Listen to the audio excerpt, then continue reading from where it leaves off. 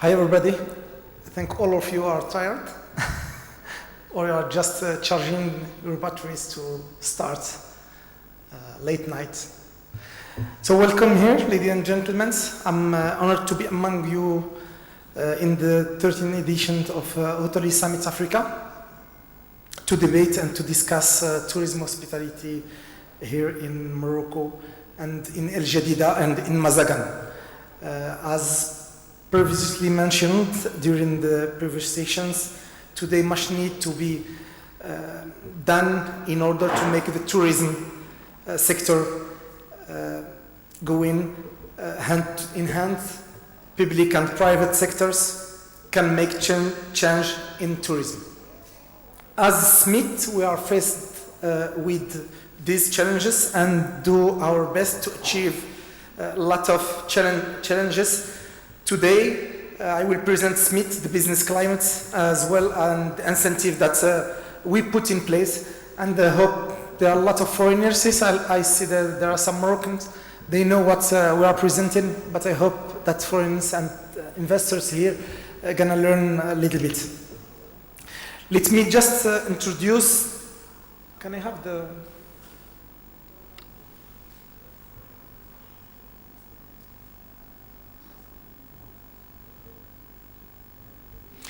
maybe just introduce what kind of opportunities we have, and in the beginning we'll talk about the government involvement in tourism industry.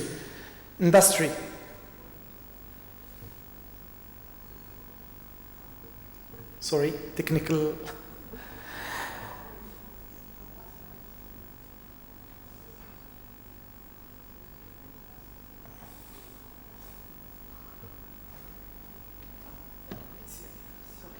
Sorry.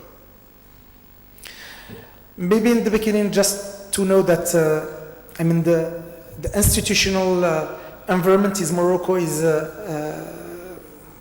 around tourism. We have local level and we have central level. In the central level, you will find the Ministry of Tourism, which is defining the Moroccan tourism strategy regulation, and it has two arms.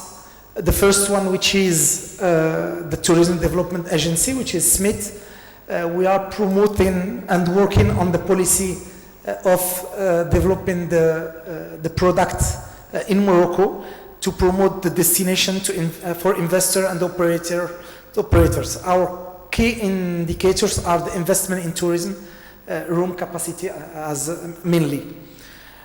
On the other hand, you have the Morocco Tourism Board, which is ONMT, which is known outside Morocco more than Smith inside Morocco, which is known inside Morocco. ONMT is doing marketing destination to tourists, and their main indicators are arrivals and tourism receipt and revenue. So we are working among the investment. ONMT is working after the investment has been done, after the hotel opens and the clients are in the hotels.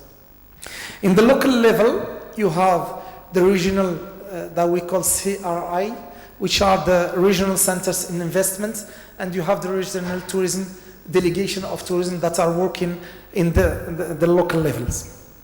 Of course, we have other central entities with significant contributions that gives some financing investment incentives, and you have cross-industry investment promotion and approval for incentives as well in the government and other ministries.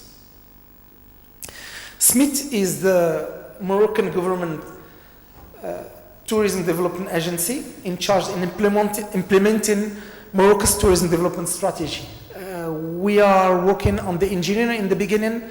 We are trying to find land assets for investors, networking as well, trying to put people together, and we are assisting and supporting investors to do their investment. Of course, we advise on professional zoning and land mobilization, and we are trying to identify what kind of investment opportunities we need to do in which area or in which city we want to do the investment, and trying to organize this investment. Why invest in Morocco? I mean, we saw that Morocco is in Africa a very secure and safe and stable environment around this area. We know that investment around the world is going to Europe, is going to US, and is going as well to Asia. We know that 50% of the investment, tourism investment, is going to Asia. 25% is going to Europe, and 25% or 23% is going to the US. So we are trying to bring investors to Morocco and as a rising destination, which still has a big potential to invest. You know that Africa is just taking only just 3% of the investment around the world, tourism investment around the world. So it's not even, as Africa has a lot of big potential where we can invest. Morocco as well has big potential. So here we are trying to develop a friendly environment, an investor-friendly environment. We have a secure and safe and stable environment. We have a strategic location. We have robust infrastructure, we'll see it. We have a resilient destination. You will see numbers in Morocco, we still are growing. Even we see that the environment was very hard.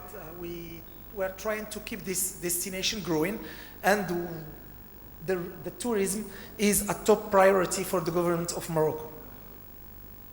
As a business-friendly environment, we can see that we can take less than 10 days to incorporate a company. We are trying to work on that to improve it. We have no restriction on capital investment for non-resident entities. That means that it's not like in the other countries. In Morocco, you can own 100% of the capital of your business. You can as well repatriate your capital and profits outside of Morocco, except for lands dedicated to agriculture. That you cannot own it, but for the others, the other lands, you can own it. We have no restriction in terms of staff recruitment. Investor may recruit staff from any countries without restriction, especially senior staffs. And we are a member of International Center for Investment Dispute Settlements. So we have a friendly environment here in Morocco. You can invest very easily in Morocco. Why tourism in Morocco as well? Because it's despite the global economic crisis, Morocco has shown a strong resilience, not only in tourism, but as well in the other sectors. We have a GDP growth average around 5% since 2010, so we are still growing. Morocco economy is diversified and relies on renewable energy, phosphates, food business, and tourism. And despite the turmoil MENA region, tourist arrival never fell in Morocco. This year, 2016, we have more than 20% growth in tourism. During the last years, we had something like 2% growth, but I think things are going better during this year and the next year. In employment rate, we are below 10% for the 9 year as a row.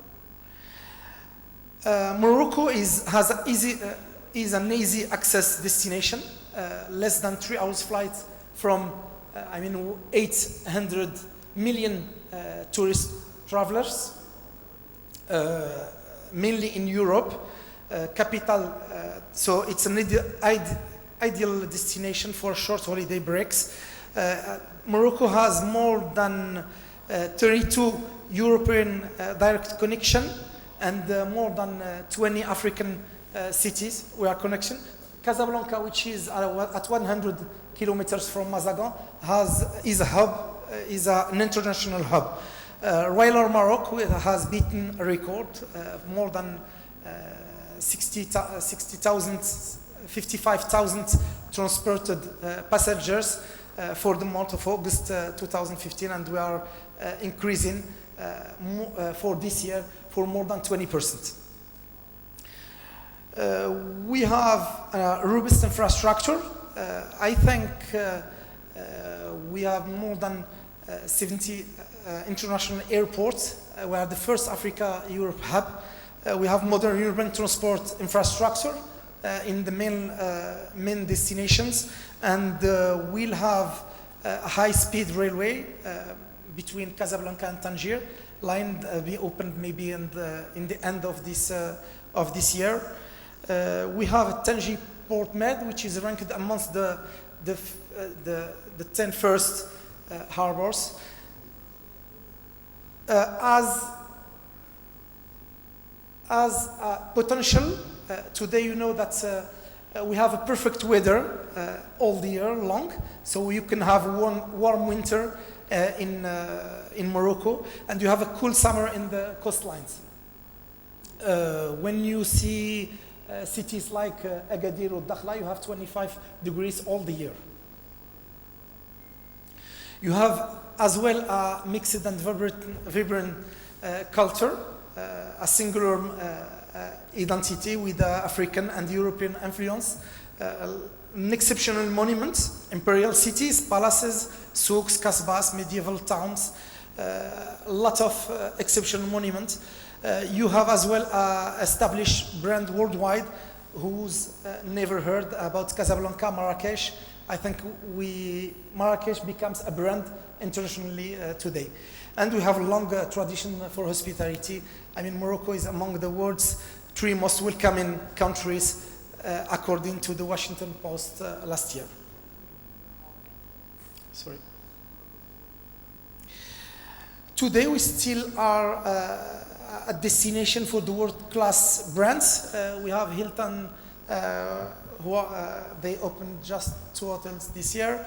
We have Accor, they have more than 20 hotels. You have Four Seasons, Ritz-Carlton, Movenpick, Banyan Tree, Marriott, Sheraton, and others. I think we still are ranked as first tourist arrivals in Africa, and we are the 3rd in terms of tourism investment attractiveness in the world. In the Africa, Morocco is the 3rd investment attractiveness in 2016. Maybe as the growth, we are still growing as the achievement in line with targeted repositioning. In the Vision 2020, we aim to create 200,000 beds. We are increasing with 8% each year. We see that we are increasing as well in the 5 stars, 4 stars, 3 stars. We have a mixed, good mixed product in Morocco. We start in 2010 in 175,000 beds. Today we are in 271 beds, so we are still growing. Even the crisis. So what kind of government support? As we see that, and what have been said, under the guidance of His Majesty the King Mohammed VI, Morocco has launched the Vision 2020. For us, it's the way how we have to work. It doesn't mean that we are not having objectives and realizing the objectives. Means that we are not setting a very ambitious vision. So today we have a direct involvement of government officials to this vision, and we have a banking system which is also involved in this development. What kind of incentives we have? We have a total VAT exemption on capital expenditure for a period of 36 months from company's inception date of or building permits. We have as well a total corporate tax exemption on sales issued on foreign currencies for a period of 5 years. We have for tourism especially, it will start as well for industry, but we have a reduced rate of 70.5. It's the half of what is usually done in the other industries. So we have a reduced VAT of 10% on sales, which is for the others is 20%. So for accommodation of room sales as well. We have as well as special incentive for agreement with this, when we have agreement with the state, when it's more than $10 million in the investment. So have a government cash contribution of up to 20% of private land value. We have a government cash contribution of off-site infrastructure costs.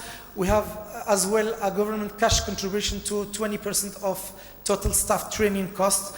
And we have a total constant Dutch exemption on imported capital expenditure for imported goods as well.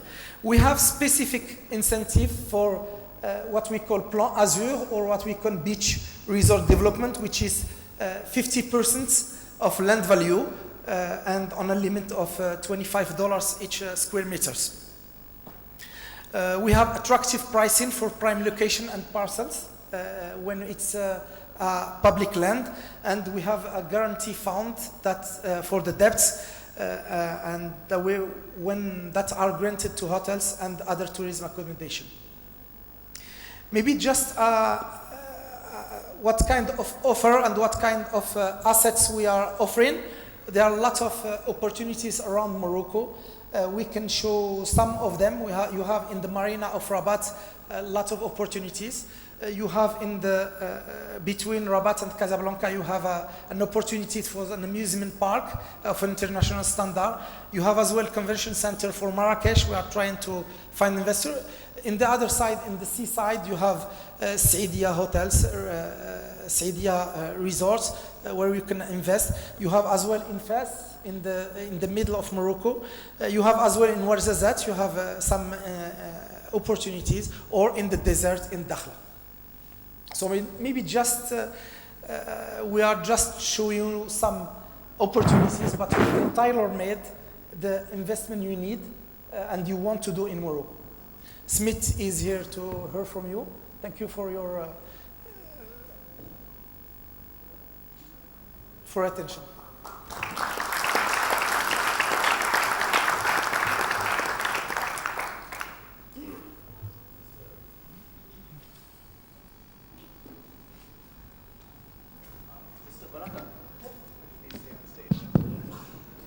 Well, Mr. Barakkad, thank you very much for such an insightful presentation. It's actually prompted a lot of questions. I have a list of questions. It was so engaging. But before I shoot up my questions, does anybody in the audience have a question for Mr. Imad Barakkad? No? All right. So I have a couple of questions which came about from your presentation. One is that, you speak about encouraging more tourists. But then, the big elephant in the room question is, which even Kamal Belgami pointed out in the morning, is, there is definitely a need to simplify the visa processing, especially for Indians. If you have a simpler visa process for Indians and even other nations, some of our guests were telling this in the morning, you can expect a lot more tourists. So on one hand, you want to bring in more tourists, and on the other hand, you have fairly complicated visa process. That seems to be a contradiction. So how do you reconcile this difference? Do you have a plan in place to simplify your visa processes, or is it something that that's going to remain the way it is for the foreseeable future?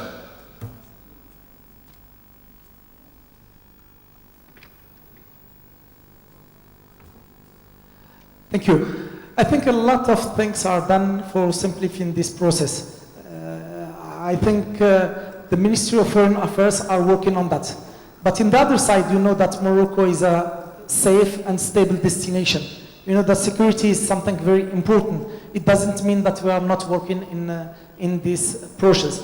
As you have seen last year, with the Chinese people, they don't need any more visas to come in Morocco. We are working with the government, with the Indian government, to simplify this process or to do better than that. But I think that they are working, our colleagues from the Ministry of the Foreign Affairs are working with your embassy, are working with the Indian government to simplify that. And I think His Majesty visited India last, 2 years ago. I think that things are going. Sure, and it's... I think we have some investors from Marrakesh. but it's very hard to change this perception. You know, you are going, I mean, today, Marrakesh is brand. Maybe when you are in the States, you are going to say, where is Morocco? Maybe people are not, maybe you're going to say, I know or I don't know. But when I'm going to say Marrakesh, he's going to say, yes, I know Marrakesh. Are you going to the beach in Marrakesh? He's going to say, yes, I won't go to the beach to Marrakesh. Are you going to see the camel in Marrakesh? Yes, I won't see the camels in Marrakesh. So I mean, Marrakesh today becomes a brand. Why? Because we invested a lot during these 10 years in Marrakesh. You know that Marrakesh started from 20,000 beds. Today Marrakesh is more than 85,000 beds. So, I mean, there are a lot of investment has been done in Marrakesh. So to change this perception, this is our work. We are not working only just about Marrakesh. Sometimes people from Marrakesh say, why you are not promoting Marrakesh? No, I'm not promoting Marrakesh. I'm trying to bring investment outside from Marrakesh, not to have oversupply in Marrakesh. Because when you will have oversupply in Marrakesh, investment is not going to work. Yeah, and obviously there's a need to diversify. Yeah, sure. We need to have attraction park. We need to invest in Marrakesh, but to invest in the other side, in attraction parks, in animation, in a lot of things that bring leisure to Marrakesh and to complete the product, Marrakesh products. Well, thank you very much, Mr. Imad. Does anybody else have any questions? Yes, can we get a... Abdel Samad Houashmi from the M Avenue project in Marrakesh. The question I have is, there is always investment that are done on mixed-use project or hotel or resorts, etc. And then we don't control the factors outside of our properties. There is a lot of challenges and things are going in a good direction, but there is one factor in particular, and I think in the Pure exhibition in Marrakesh a few weeks ago, it's a point that has been raised, is the transportation of tourists. Taxi, for instance. There is issues with taxis, how they operate, the fact that they overcharge some of the guests from the hotels. So, as you're involved with institutions and road and transport authorities, etc., is any plan for this? Because we know Uber, for example, is really struggling to get in the country, which would have been a nice alternative. So is any plan for that? Thank you. Very large. I mean, we can talk about that, we can talk about a lot of things, but what I know that local authorities are working on that. In the other hand, we are trying to improve the environment of what Marrakesh needs, because it's very important to work on transportation. It's very important to work on environment. It's very important to work on a lot of things. Especially in Marrakesh, we are working on that, and something is going to be improved in the future. Any more questions? No? So that looks like a question to be taken offline. So if there are no more questions, then thank you very much, Mr. Imad Barakkad, for spending time over here and sharing your insight with us.